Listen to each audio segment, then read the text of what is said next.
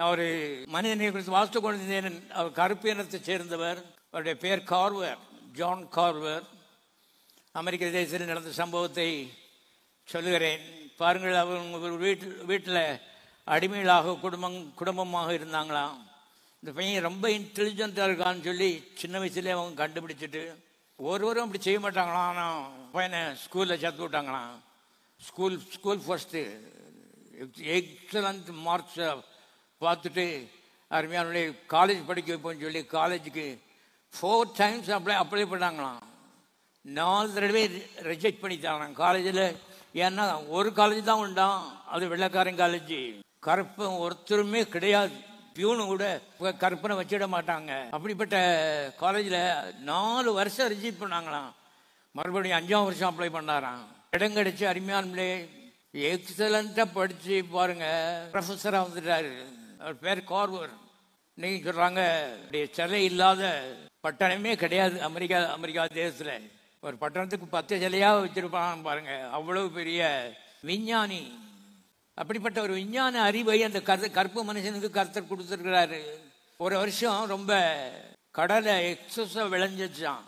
எல்லாம் சாப்பிட்டு மாட்டுக்கு போட்டு ஆட்டுக்கு போட்டு குதிரைக்கு போட்டு இன்னும் ஏராளம் மிச்சம் இருக்கிறதுனால அதை ஏற்றி கொண்டு போய் கடலில் கொட்டுறதுக்கு பெரிய முயற்சி எடுத்தாங்களாம்.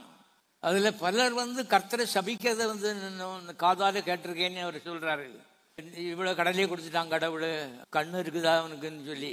அருமையானவளே, உள்ளத்துக்குள்ள ஒரு ஏக்கம் ஏற்பட்டுச்சான். ஆண்டவரே, இது உம்முடைய சிருஷ்டி, இதை இவ்வளவு கொடுத்ததுக்கு இவன் உள்ள நன்றினால் நிறைந்திருப்பதுக்கு பதிலாக இவன் உண்மை திட்டிகிட்டே வரான். இதில் ஒரு அற்புதத்தை இந்த விஷயத்தில் செய்யணும், எப்படி செய்ய போகிறோம் எனக்கு தெரியாதுன்னு சொல்லி அருமையானவர்களே ஜோம் பண்ணாரா பாருங்க.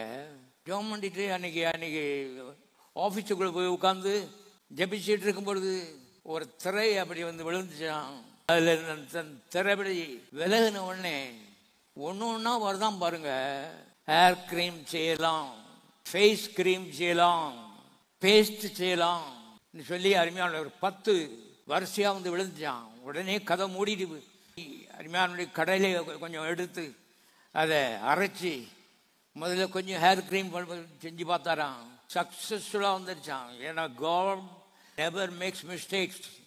அதுக்கு வித்தியாசமான அரோமா ஃபேவர் கொடுத்து அது செஞ்சு அந்தரங்கத்தில் ஆச்சரியமான ப்ராடக்ட்ஸ் அருமையானுடைய 10 ப்ராடக்ட்ஸ் செய்து வச்சுருந்தாராம். திரும்ப ஒரு நாள் போய் நாங்களும் போட்டாராம்.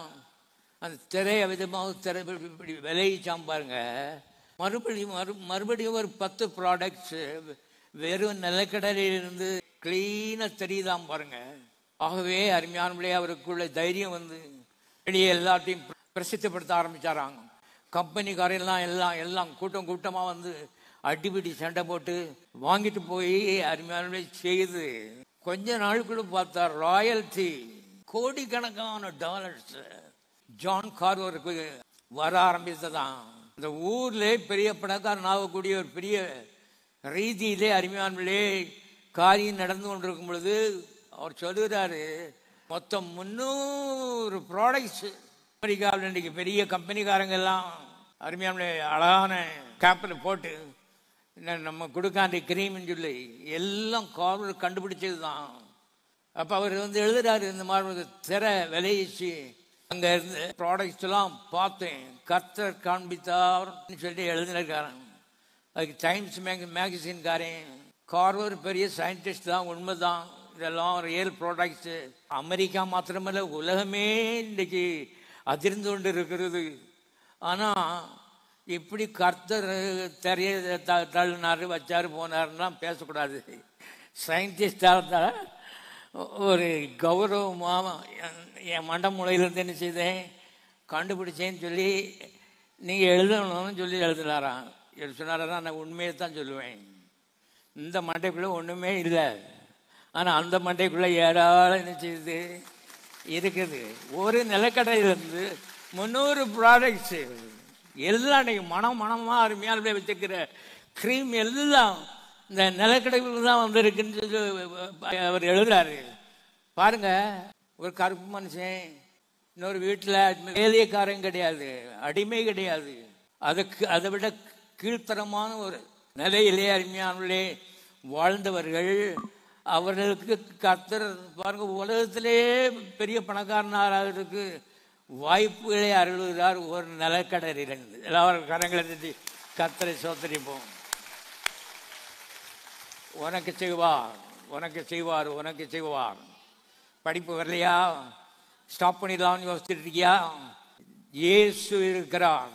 விசுவாசி முதல்ல அப்படியே பறந்து பரலோகத்து போறதுக்கு மாத்திரம் இல்லை, இந்த பூலோகத்தில் அருமையாலே வெற்றி பெறும்படிக்கு டிஃபிகல்ட்டான விஷயங்கள் எல்லாம் லேசாக்கி தரும்படிக்கு இதுவரைக்கும் எந்த மனுஷனுடைய கண்களிலும் மனதிலும் தோன்றாத காரியங்களை காண்பிக்கும்படிக்கு கூட இருக்கிறார் என்று எழுதப்பட்டிருக்கிறது.